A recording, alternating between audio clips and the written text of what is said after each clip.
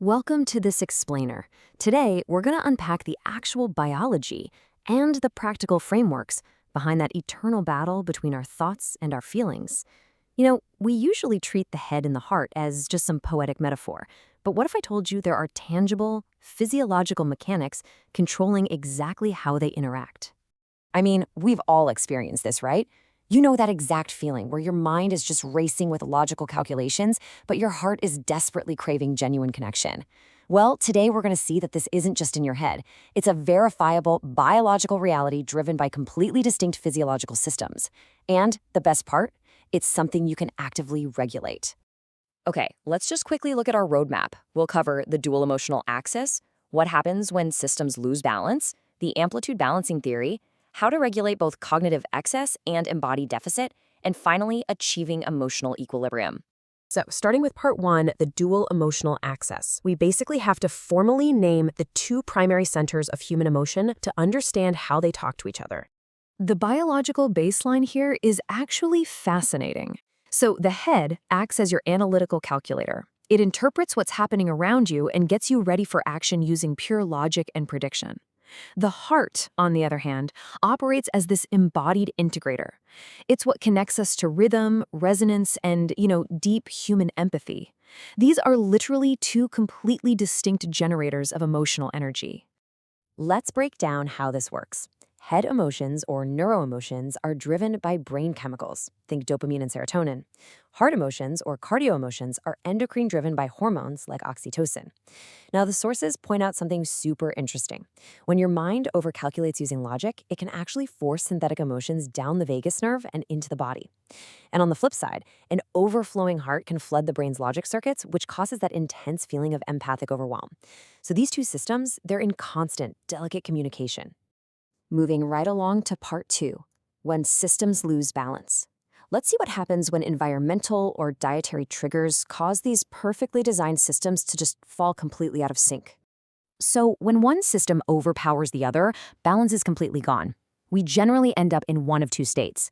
Either we experience an analytical overdrive, which is cognitive excess, where we're literally trying to think our feelings, or we hit an embodied deficit, where we lose our innate connection to physical sensation and authentic emotion altogether. The source material uses a really specific vocabulary to track this imbalance. Amplitude represents your hormonal intensity. Think of it like wave height. Aptitude is your mental function and logic. And altitude is your elevated stress level. When our natural rhythm gets disrupted, these variables shift dramatically. It's a perfect representation of the internal chaos that happens when the head and the heart fall out of rhythm. Which brings us to part three, the amplitude balancing theory. How do we actually calibrate these poles? The crucial point here is how we safely equalize these opposing forces. Amplitude balancing is essentially the body's ultimate circuit breaker. Instead of just trying to, think positive, we're intentionally using our own physical mechanics, specifically temperature and dietary inputs, to reset the synchronization between our neuroemotive brain and our cardioemotive heart. We're physically forcing the signal strength to harmonize.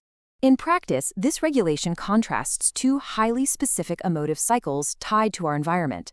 On one side, we have cognitive overdrive, which the source links to an above-ground diet, things like corn, apples, and beans.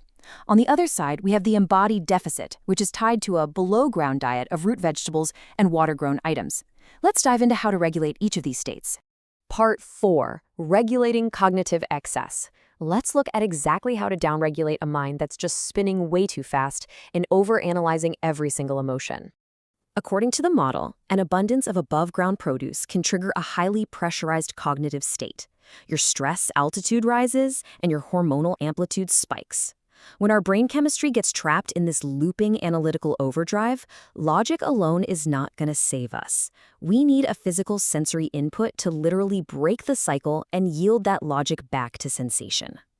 So, what's the solution? Increase the shu, or the spice level. By introducing a spicy shock specifically to the lower tongue, the capsaicin triggers warmth receptors. This acutely and safely raises your heart rate, pushing blood flow. It provides a physiological jolt that successfully counteracts that high hormonal amplitude. You're basically using heat to create a shock wave that interrupts your looping mental chatter. How cool is that? Now, moving into part 5, regulating embodied deficit.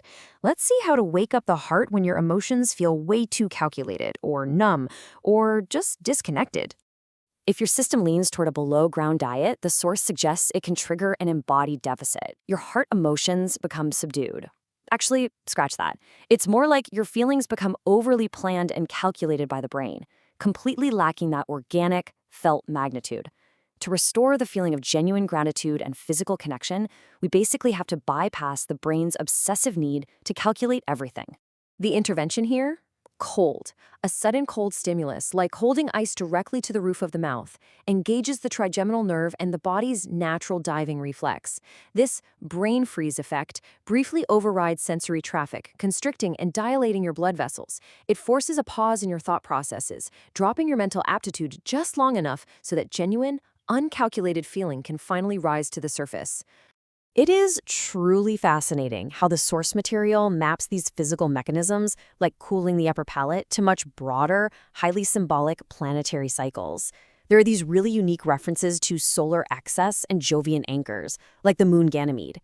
The theory frames these simple sensory shocks as a way to harmonize human populations with massive environmental forces and the light spectrum. It's a beautifully complex way to look at something as simple as getting a brain freeze. Let's move from the theoretical back to the incredibly practical with Part 6, Achieving Emotional Equilibrium. How can you safely induce these balancing effects in your everyday life? You don't always need ice or extreme spice to achieve this balance.